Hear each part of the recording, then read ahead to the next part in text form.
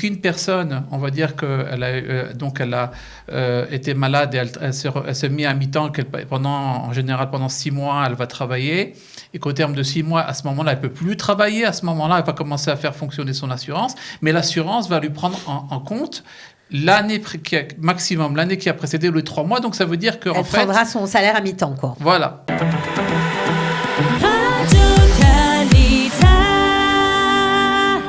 Et aujourd'hui, nous allons parler des assurances et plutôt comment faire prévaloir ses droits lorsqu'on souscrit une assurance, qu'elle soit santé ou une assurance vie, retraite ou bien même que ce soit des placements. On a besoin parfois de faire valoir ses droits.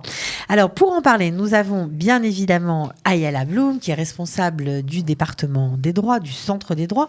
Bonjour Ayala. Bonjour Cathy. Voilà, alors vous nous amenez toujours des intervenants passionnants et tout à fait, on va dire, au fait de l'information. C'est exactement le cas de Patrick Benami. Bonjour Patrick. Bonjour. Alors vous Bonjour, êtes Cathy. courtier en assurance, spécialiste en assurance vie, santé, donc tout ce que j'ai énoncé précédemment, retraite et placement en assurance. Alors c'est très important que vous soyez là et d'abord merci Ayala, parce que beaucoup d'entre nous parfois souscrivent des assurances mais payent tous les mois, pas de problème, mais quand il y a un souci, on ne pense pas forcément à se tourner vers son assureur pour voir si on a droit à quelque chose. Et on rate beaucoup d'occasions d'obtenir une rétribution, en tout cas de l'argent, un dédommagement. C'est exact. Beaucoup de personnes ont des assurances et même dans le cadre du travail, depuis 2008, il y a une assurance qui est obligatoire, qui est faite dans le cadre de la retraite. Quand on est salarié. Quand on est salarié, donc ça veut dire que toute personne qui est salariée, qui a au moins 6 mois dans un travail, il a obligatoirement une assurance, il a 2 assurances plus exactes. Il a une assurance vie, c'est-à-dire une assurance en cas de décès, et une assurance qu'on appelle Ovdan Kosher Avoda, qui est une assurance incapacité, c'est-à-dire que si... Incapacité de travail. De travail, c'est ça. Si la personne ne peut pas travailler, en général, c'est au terme de 3 mois, parce que pendant les 3 premiers mois, il est pris en charge par l'employeur ou par le Bidoar Leumi.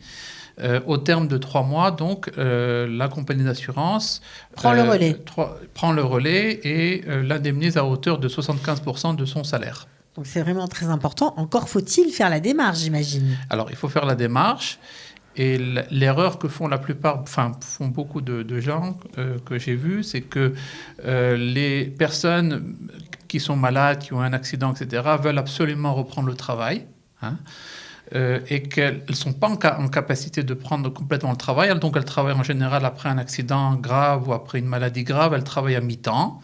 Et c'est une grande erreur à ne pas faire. Pourquoi ? Parce que tout simplement, ils ont le droit à des indemnités auprès de l'assurance. Et il faut savoir que les indemnités sont calculées par rapport à l'année précédente ou par rapport aux 3 derniers mois qui ont précédé l'accident ou la maladie. Et donc, si une personne, on va dire qu'elle a été malade et elle s'est mise à mi-temps, en général pendant 6 mois, elle va travailler, et qu'au terme de 6 mois, à ce moment-là, elle ne peut plus travailler, à ce moment-là, elle va commencer à faire fonctionner son assurance, mais l'assurance va lui prendre en compte l'année maximum, l'année qui a précédé les 3 mois, donc ça veut dire qu'en fait... Elle prendra son salaire à mi-temps, quoi. Voilà. Donc il y aura un gain, et ça il ne faut pas le faire. Bien sûr, évidemment. Donc ça, c'est vraiment important. Alors, il y a toutes sortes d'assurances qu'on peut prendre. Exact. La plus classique, une assurance santé. Alors ça, tout le monde en a. On en a aussi quand on prend un crédit immobilier, parfois. C'est ça. Alors, est-ce qu'il faut, en plus de cette assurance qui est comprise dans le crédit, prendre une autre assurance, ou alors c'est 2 assurances qui font le même job? Il est recommandé de prendre une assurance vie. Une assurance vie en Israël, pour ceux qui nous écoutent, en général, pour les francophones, en général, pour eux, une assurance vie, c'est un placement. Non, ici, il s'agit d'une assurance en cas de décès, chas v'shalom. Ok. L'assurance vie que l'on prend dans le cas de la mashkenta, de l'assurance hypothécaire, elle vient mashkenta, en fait... pour ceux qui ne le savent pas encore, c'est le crédit immobilier. Immobilier. Cette assurance-là vient en fait payer le crédit uniquement. Mais ensuite, il n'y a pas d'argent pour les bénéficiaires. Donc, ça veut dire qu'une famille... Ça veut dire qu'en cas de décès prématuré, la famille n'aura pas remboursé le crédit, parce que ce sera l'assurance qui paiera la banque. Elle ne touchera pas de capital. Pas de capital, ok. Donc, c'est pour ça que il est recommandé de faire une assurance vie privée. En plus, et de marquer également les bénéficiaires. Parce qu'en général, vous pouvez contracter des assurances, mais ne pas marquer les bénéficiaires. Et au moment du décès, c'est un peu plus problématique, parce qu'à partir du moment où il n'y a pas de bénéficiaire, ça va au tribunal, et c'est le tribunal qui, en général, décide. Si vous avez un bénéficiaire, automatiquement, il est prioritaire même sur un testament. D'accord, faut le savoir. Donc, autant faire les choses de façon claire. Vous avez beaucoup de questions, Ayala, sur ce domaine-là de l'assurance? Oui, les gens nous appellent au Centre des droits pour différents problèmes administratifs. Et par exemple, une personne qui a fait l'ALIA dans le temps et qui a vécu en France des années, qui revient, elle va devoir attendre 6 mois avant de pouvoir être réintégrée dans le Bitoire Leumi, et à la caisse de sécurité sociale israélienne, et à la Coupat Rolim. Grâce à mon ami et conseiller Patrick, j'ai pu dire à cette personne que je lui conseille de prendre, vu son âge, il a moins de 75 ans, je lui conseille de prendre une petite assurance de base pendant les 6 mois d'attente. Santé. Une assurance santé où il va être pris en charge vraiment s'il y a quoi que ce soit, jusqu'à ce qu'il puisse être réintégré dans 6 mois par le Bitoire Leumi. Donc ça, c'est un exemple parmi d'autres. Pardon, j'ai bougé là. Mais vraiment, moi, personnellement, en tant que directrice de ce centre, le soutien que j'ai professionnel et très précis pour pouvoir répondre aux questions des gens qui m'appellent, ça renforce, comme je te disais tout à l'heure, ça rajoute des cordes des arcs. Des flèches à notre arc. Ouais, voilà. C'est sûr, ça donne une étendue avec des réponses très précises et tout à fait professionnelles. Alors, on va continuer, Patrick, parce qu'il y a beaucoup d'assurances. Il y a aussi la fameuse assurance Sioudi. Alors, Sioudi, c'est dépendance. On la prend dans quel cadre, celle-ci? Alors ça se fait en général, aujourd'hui, ça se fait par la Coupat Rolim uniquement. On ne peut plus aujourd'hui acquérir une assurance comme ça en privé. Ça fait déjà quelques années déjà qu'on a arrêté de commercialiser. Tout simplement, on n'avait pas de ce qu'on appelle de réassurance, c'est-à-dire les compagnies d'assurance n'avaient pas derrière des compagnies qui pouvaient assumer donc ces assurances-là. Ceux qui les ont déjà prises, c'est toujours valable. Voilà, c'est toujours valable. Et ceux qui n'en ont pas doivent se tourner vers la Coupat Rolim. C'est aujourd'hui le seul endroit où on peut faire une assurance COD. Alors, une assurance COD, donc concrètement, une assurance donc dépendance, c'est si une personne, suite à une maladie, suite à un accident, est dépendant pour faire les choses quotidiennes, se manger, se laver, s'habiller, etc., tout seul. Alors, c'est une assurance également qui est beaucoup décriée parce qu'on a beaucoup au moment de faire fonctionner cette assurance, on a souvent des refus des compagnies d'assurance de payer. Et là, je voudrais dire au travers de cette assurance, mais c'est valable pour toutes les assurances, si vous voulez démystifier un petit peu l'image qu'on a des compagnies d'assurance. Beaucoup de gens hésitent à faire une assurance. Ils vous diront tout simplement, au moment où j'ai besoin d'eux, ils sont pas là. Ouais.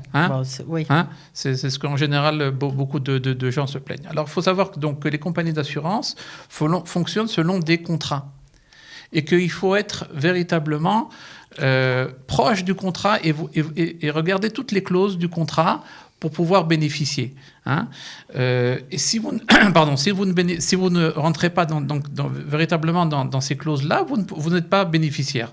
Je vais donner donc des exemples concrets concernant, par exemple, donc on a parlé du bitoire COD, du bitoire de l'assurance dépendance. Si par exemple vous avez une personne véritablement qui est âgée, qui est dépendante, donc on va faire venir un médecin, d'accord. Il est possible que la personne soit...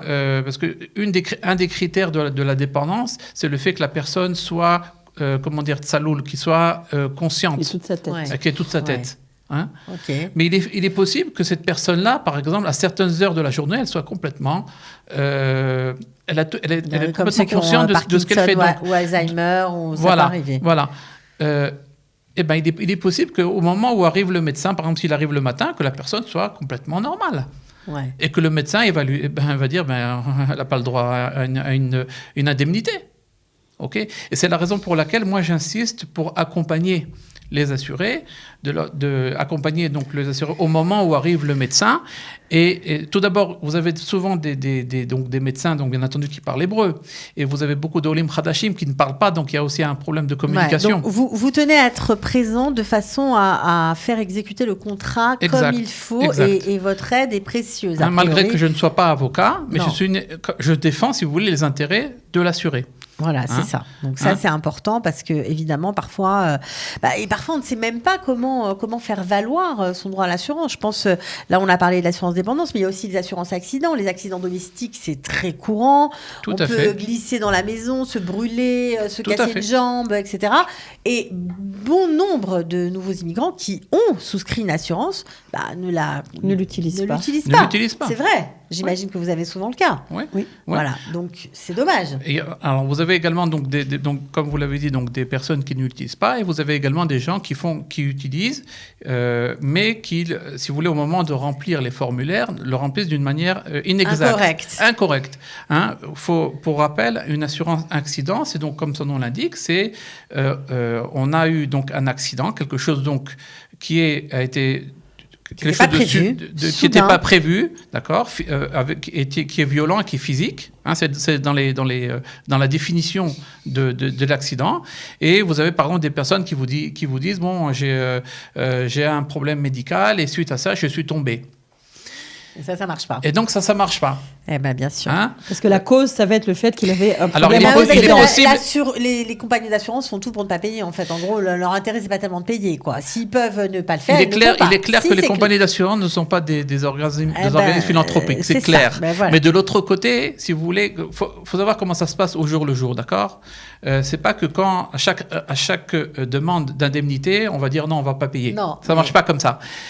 La personne qui reçoit la demande, ce qu'on appelle en hébreu Meyashevet Tviot, d'accord, c'est une personne, c'est une employée. Elle a des critères. Elle a des critères. Elle regarde les critères. Si ça rentre dans les critères, c'est bon. Sinon, c'est bon. Si ça rentre pas dans les critères, ça ne marche pas. Alors, je vais vous donner un autre exemple pour bien concrétiser ce que je dis. Par exemple, vous avez pour les assurances voyage, quelqu'un qui est donc en ce moment, donc on va rentrer dans une période où les gens vont voyager beaucoup. Si une personne une semaine avant est malade ou a le corona aussi, ça fait partie également des maladies qui empêchent de voyager, à ce moment-là, la compagnie d'assurance se doit de rembourser les billets d'avion et se doit de rembourser l'hôtel. Maintenant, en cas de maladie, si vous voulez, l'assurance demande véritablement, c'est dans le contrat, qu'il y ait au moins 7 jours d'absence qui soient certifiés par l'employeur et par un médecin.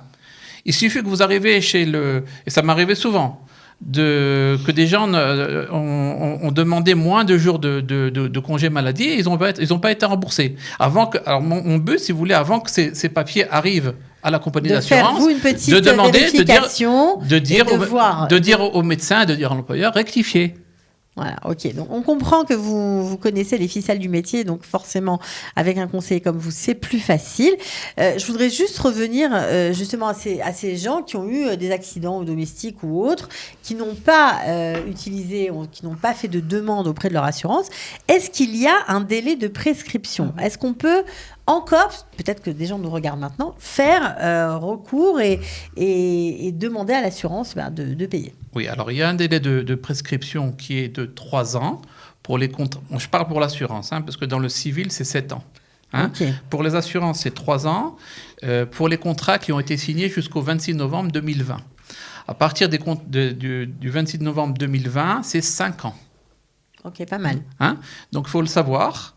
Vous avez des gens souvent qui viennent me voir pour faire valoir leur assurance. Et ce qui est important pour moi, c'est à partir de quand a été signé le contrat. Et autre chose importante, la période donc, de prescription court toujours tant qu'elle n'a pas été présentée au tribunal. Ça veut dire que vous pouvez faire plusieurs demandes à la compagnie d'assurance. Vous pouvez... Il n'y a pas de date arrêtée, ça veut dire qu'on peut perdre... Vous pouvez perdre, c'est-à-dire que si par exemple vous vous rendez compte que par exemple 1 mois avant la date de prescription, vous n'avez rien fait du tout, vous allez au tribunal. Directement. Vous allez au tribunal. On peut aller au tribunal avec vous, c'est plus facile, non? Moi, je suis pas avocat. Je suis pas avocat, c'est pas mon rôle. D'accord.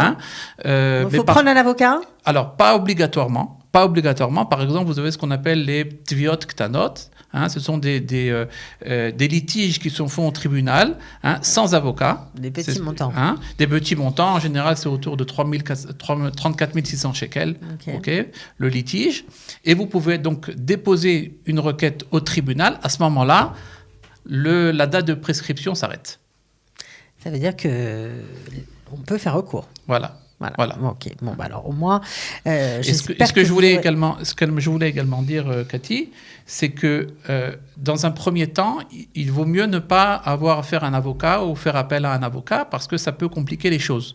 Parce qu'à partir du moment où vous envoyez ne serait-ce qu'une lettre d'avocat, à ce moment-là, la compagnie d'assurance arrête tout pour parler avec le courtier d'assurance ou avec l'assuré, et c'est avocat contre avocat.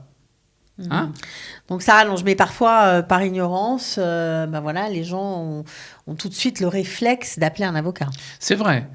Alors l'avocat, si vous voulez, il a des compétences que moi je n'ai pas. Mais si vous voulez, l'avocat, si vous voulez, c'est en fait un acte entre guillemets agressif. C'est-à-dire à partir du moment où vous faites appel à un avocat, ça veut dire que derrière, il peut y avoir donc une tvia, c'est-à-dire un procès. Et à ce moment-là, les choses prennent une autre proportion. Ça peut durer des années. Il y a également, des frais également assez importants. Il faut voir donc si le jeu en vaut la chandelle. Alors, Patrick, merci beaucoup pour toutes ces précisions. Ayala, au niveau du centre des droits, si on a des questions, n'importe quelle question, que ce soit juridique, sur les assurances, comme on l'a vu, sur le monde du travail, sur une arnaque qu'on a eue, on peut vous appeler pour essayer d'obtenir... Il faut appeler, les gens appellent. Je dois dire qu'au centre des droits, les gens appellent désormais dès qu'il y a quelque chose qui les dépasse. Et grâce à Dieu, le réflexe est pris. Voilà, et grâce à nos professionnels qui sont avec nous, en général, il y a une solution. Donc oui, il faut appeler le centre. On va redonner le numéro de téléphone. Voilà, c'est le 02 590 60 82, ou même on peut appeler le hub au 02 50 20 444 dans les heures du bureau, qui sont du dimanche au jeudi. Et donc oui, appelez. Nous avons des professionnels comme Patrick qui sont avec nous et qui nous conseillent au plus juste, qui ont la bonne réponse. Bon, en tout cas, merci à tous les deux d'avoir été avec nous. Merci Cathy. Merci Cathy.